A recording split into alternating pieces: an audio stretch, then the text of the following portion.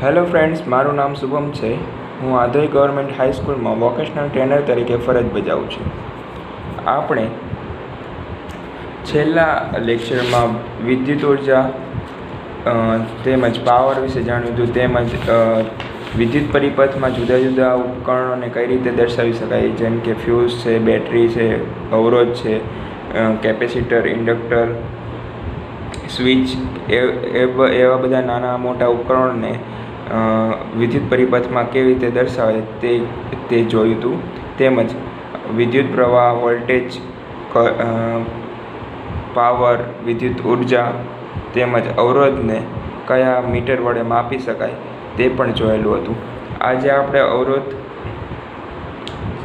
અવરોધ વિશે પણ જાણેલું છે, પણ અવરોધ વિશે થોડુંક વધારે ચર્ચા કરીશું આજે.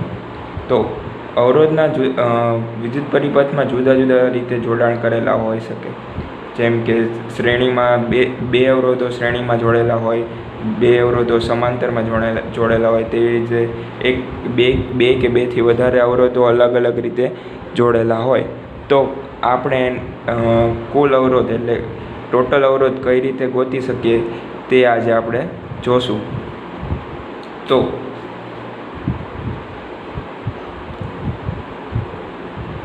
ટોપિક લખી દઈએ, અવરોધોનું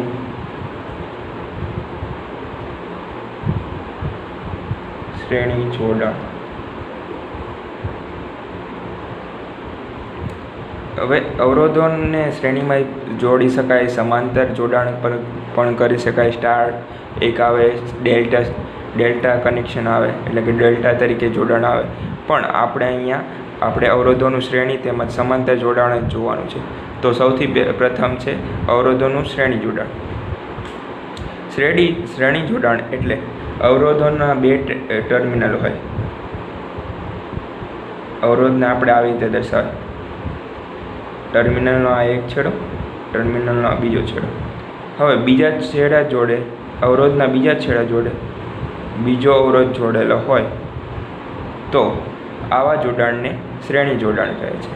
અવરોધના બે ટર્મિનલમાંના એક ટર્મિનલ સાથે બીજા અવરોધનો એક ટર્મિનલ જોડાયેલો હોય તો આવા જોડાણને શ્રેણી જોડાણ કહે છે. હવે આની સાથે હું બેટરી જોડી દઉં તો આપણો આખો વીજ પરિપથ આવી રીતના પૂરો થશે. બરાબર, ધન ધ્રુવ, ઋણ ધ્રુવ, બેટરીને વોલ્ટેજ વડે. તેમજ આને R1 નામ આપી દો, આ અવરોધને R2 નામ આપી દો. તો અવરોધના શ્રેણી જોડાણ આપણે જોયું વીજ પરિપથમાં કઈ રીતે હોય છે. અહીંયા બે અવરોધ આપણે જોડાયા છે, બે કરતાં વધારે પણ અવરોધ હોઈ શકે જે શ્રેણીમાં જોડાયેલા હોય. તો હવે આનો કુલ અવરોધ ગોતવો હોય તો કઈ રીતે ગોતી શકાય? તો શ્રેણી અવરોધમાં જ્યારે R ટોટલ એટલે કે કુલ અવરોધ જ્યારે ગોતવો હોય ત્યારે અવરોધોનો સરવાળો થાય છે. એક મહત્વનું સૂત્ર કે જ્યારે અવરોધો શ્રેણીમાં જોડાયેલા હોય એકબીજા સાથે ત્યારે તે દરેક અવરોધના મૂલ્યનો સરવાળો થાય છે અને તેને આપણે કુલ અવરોધ કહીએ. હવે આ સર્કિટને હું હવે આવી રીતે આગળ દર્શાવવું હોય તો કઈ રીતે દર્શાવી શકું? હવે બે અવરોધમાંથી મારે એક અવરોધ દોરવો છે.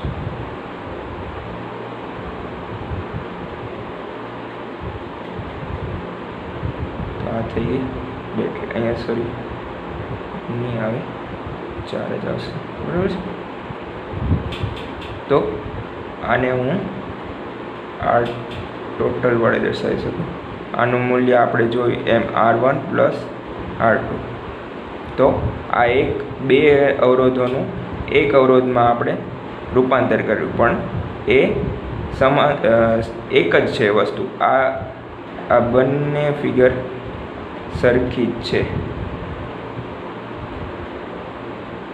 બરાબર છે, આમાં કોઈ ફરક નથી, ખાલી અહીંયા બે અવરોધ અલગ દેખાડેલા છે. અહીંયા બે અવરોધોને ભેગા કરીને એક જ અવરોધ દર્શાવેલો છે, પણ તેનો ટોટલ અવરોધ એ આ અવરોધો જેટલું જ છે, બેનો સરવાળો જ છે. બરાબર. તો આ હતું આપણું અવરોધોનું શ્રેણી જોડાણ. હવે આમાં આપણે વોલ્ટેજ કઈ રીતે એને જોઈ શકીએ એ પણ જાણી લઈએ. હવે વોલ્ટેજ હોય તો એ હંમેશા જ અવરોધોના શ્રેણી જોડાણમાં વોલ્ટેજનો ડ્રોપ થશે, એટલે કે વોલ્ટેજ એમાં વોલ્ટેજ ઓછો થશે. આના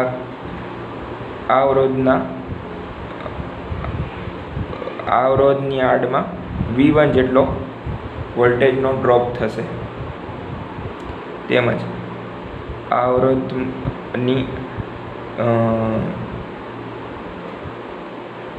અવરોધ પર V2 જેટલો વોલ્ટેજ ડ્રોપ થશે. તો હવે આપણે અહીંયા V1 V2 બરાબર છે વોલ્ટેજનો ડ્રોપ જોઈએ. હવે આગળ જતાં આપણને વધારે ખબર પડશે જ્યારે આપણે કિર્ચોફનો વોલ્ટેજનો નિયમ તેમજ કિર્ચોફનો કરંટનો નિયમ જાણીશું. અત્યાર પૂરતું આપણા માટે આ સૂત્ર મહત્ત્વનું છે. હવે આપણે એક ઉદાહરણ લઈ લઈએ.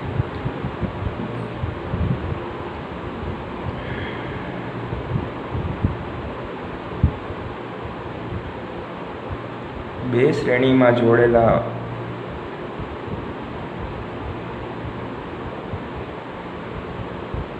અવરોધોનું મૂલ્ય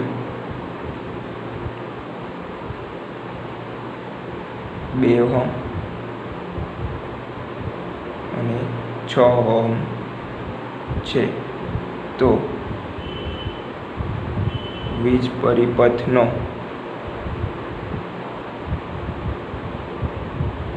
કુલ અવરોધ કેટલો થશે?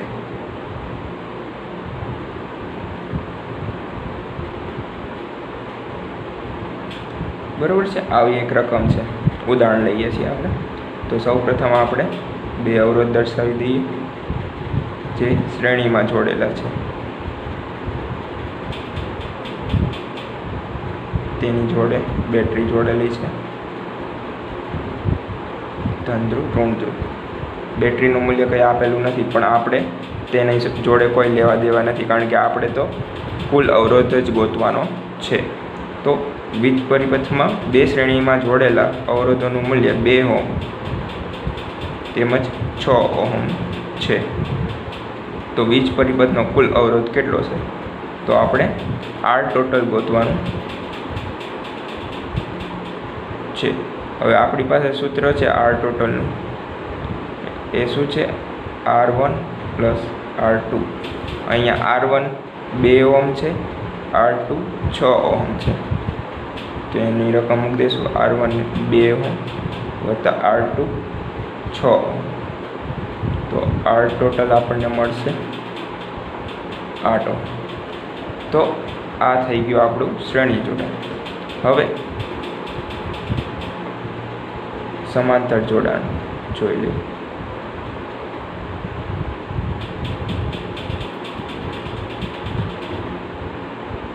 હવે જો આવા અનેક આવા અવરોધો આપણે શ્રેણીમાં જોડેલા હોય તો બધાનો સરવાળો થશે.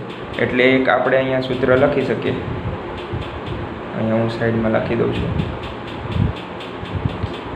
આવા n અવરોધો એટલે કે ગમે તેટલા હોય, 100 હોય, 200 હોય કે કોઈ પણ રકમ હોય, તો તેનો R ટોટલ એટલે કે કુલ અવરોધ R1 plus R2 plus up to Rn એટલે કે n અવરોધો આપણે જોડેલા હોય. ધારો કે આપણે અહીંયા 10 અવરોધો જોડેલા છે, તો R1 તો કુલ અવરોધ એવી રીતના R10 સુધી આવી રીતના બધા જ અવરોધોનો સરવાળો થશે. બરાબર છે. તો આ એક યાદ રાખવાની બાબત છે. હવે અવરોધોનું આપણે સમાંતર જોડાણ જોઈએ. તો એને હવે અવરોધોનું સમાંતર જોડાણ એટલે શું કે કોઈ એક જ ટર્મિનલ જોડે અવરોધો જોડાયેલા હોય. આ એક કોમન ટર્મિનલ છે, એની સાથે બધા અવરોધોનું જોડાણ એક સામાન્ય અવરોધ જોડે કોમન છે બધામાં. તો આવા જોડાણને સમાંતર જોડાણ કહેવાય. આપણે જોયું કે શ્રેણી જોડાણમાં એક ટર્મિનલ જોડે એ બીજા ટર્મિનલનો છેડો જોડાયેલો છે, જ્યારે આમાં સમાંતરમાં જોડાણમાં દરેક અવરોધનો એક છેડો એક સામાન્ય ટર્મિનલ એટલે કે એક ટર્મિનલ સાથે સમાન હશે, બીજો છેડો બીજા ટર્મિનલ જોડે સમાન. બધા અવરોધોમાં આવી રીતના સેમ હશે, એટલે કે દરેકનો એક ટર્મિનલ એક છેડા જોડે જોડાયેલો છે, જ્યારે બીજો ટર્મિનલ બીજા જોડે સામાન્ય જોડાયેલો છે. તો આ બે ટર્મિનલથી આ સમાંતર જોડાણ થઈ ગયું. આપણે આને R1, અવરોધને R2, R3 એવી રીતના નામ આપી દઈએ છીએ. તો હવે આપણે આ વિધ પરિપથમાં કુલ અવરોધ જો ગોતવો હોય તો એના માટેનું સૂત્ર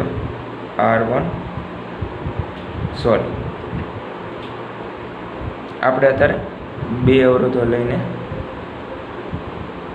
એક્ઝામ્પલ લઈએ, બરાબર છે. તો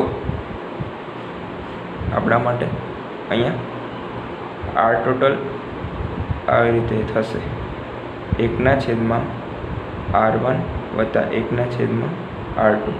આ બે અવરોધોના સમાંતર જોડાણ માટેનું મહત્વનું સૂત્ર. હવે આ R ટોટલને આપણે છેદમાંથી અંશમાં લાવવું હોય તો હવે અહીંયા ચોકડી ગુણાકાર હું અહીંયા સીધું લખી દઉં છું. આવ્યું કઈ રીતે? 1/R ટોટલ બરાબર ચોકડી ગુણાકાર કરીએ તો R1 plus R2 plus R1 છેદમાં R1 ને R2 નો ગુણાકાર. હવે આને વ્યસ્ત કરી નાખું એટલે R ટોટલ બરાબર R1 ગુણ્યા R2 છેદમાં R1 પ્લસ R2 જે આપણે અહીંયા લખ્યું. તો આ થઈ ગયું સમાંતર જોડાણ માટેનું મહત્વનું સૂત્ર. તો હવે આપણે એક ઉદાહરણ લઈ લઈએ આના ઉપરથી.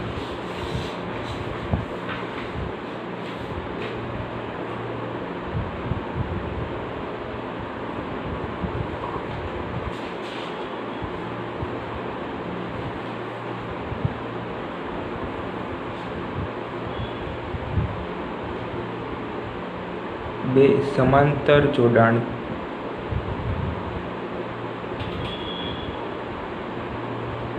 ધરાવતા અવરોધોનું મૂલ્ય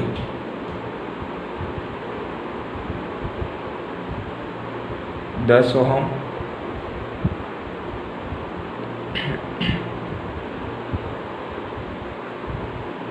તેમજ 5 ઓહમ છે. તો કુલ અવરોધ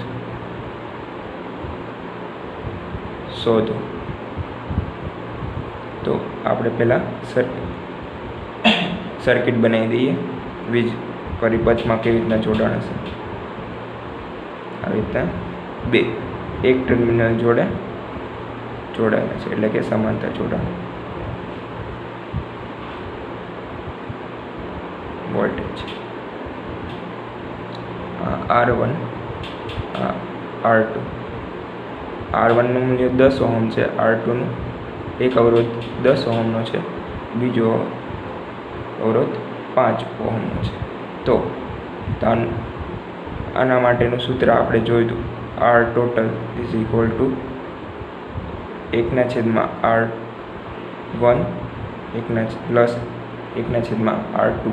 તો રકમમાં R1 ને R2 ની કિંમત મૂકી દઈએ R1 10 ઓહ્મ એટલે R2 5 ઓહ્મ. ચોકડી ગુણાકાર કરીએ 5 + 10 છેદમાં 50 આ થઈ ગયું 1/8 ટોટલ. હવે R ટોટલને ઉલટાવી નાખીએ તો 50/15 કારણ કે 5 + 10 એટલે 15.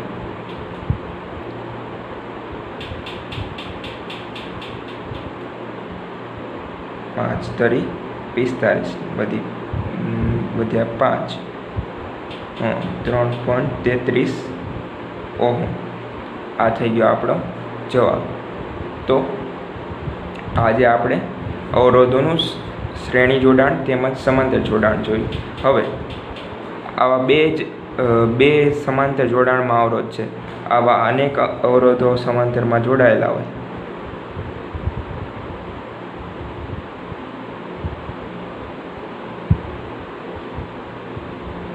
આવી રીતે અનેક હોય આવા અવરોધ R1 R2 R3 R4 up to Rn. તો તેને કઈ રીતે દર્શાવી શકે? તો તેના માટેનું સૂત્ર R ટોટલ બરાબર 1/R1 1/R2 વત્તા જેટલા પણ રજિસ્ટર હોય તો એનો આવી રીતે આપણે 1/, વ્યસ્તમાં સરવાળો કરવાનો છે. આપણે શ્રેણીમાં જોડાણમાં જોતા હતા કે સીધો સરવાળો થતો હતો R1 + R2 + R3 up to Rn. આવી રીતના સીધો સરવાળો થતો. આમાં શું થશે? વ્યસ્તમાં સરવાળો થશે 1/R1 + 1/R2 એવી રીતના Rn સુધી. તો આ હતું આપણું શ્રેણી જોડાણ તેમજ સમાંતર જોડાણ.